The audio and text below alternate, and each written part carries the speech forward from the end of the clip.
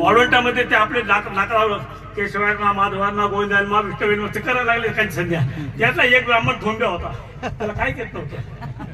ते खडे खेळत बसलो, वाळूचे खडे, आणि हे व्यक्ती देवाचं नाव घेत बसले. ते खडे खेळत खडे खेळता करता त्याला एक 2 ग्रॅमचा सोन्याचा नंदी सापडला. म्हणजे सांगा ते नागदाबदाव बिजार होते, याला काही नाही भेटलं. हे खडे खेळते, याला नंदी सापडला. कोणतरी व्हायला नंदी, त्याला पाहायला नंदी भेटला. मागच्या प्राणासाठी ठीक आहे, तो प्रारंभ मिळाला. गावाकडे आला, आमच्या गावाकडे आला. त्या सरपा दुकानात याला जाऊन पाहिलं तर म्हणजे प्युअर नंदी आहे, प्युअर सोनं आहे म्हणले.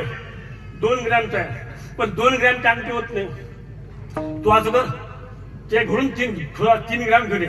ब्राह्मण असते, ब्राह्मणाजवळ एवढा पैसा कुठला असणार आहे. आपण देण पाहतो, एक आसपाटनगर होते, त्या आसपाटनगरामध्ये एक गरीब आणि दरिद्री ब्राह्मण राहत होता. आपण गोष्टी पाहतो. ब्राह्मण म्हणजे नाही तिथे, त्याने घराच्या बायकोची नथ मोडली, काहीतरी काढलं 2-3 ग्रॅम आणि त्या सराफकडे आणलं. बाहेरून किती ग्रॅम भेटलं होतं? 2. घरून आणलं 3. किती झालं? 5 ग्रॅमची अंगठी केली, चांगली अशी अंगठी केली, प्युअर सोन्याची, गळ्यात घातली.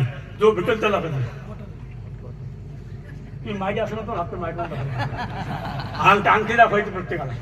संध्याकाळी एका यजमानानं जेवायला बोलवलं. तिथं कसं असते, पहिल्या पण म्हण पडलेली असेल, नमस्कारम प्रियो भानू.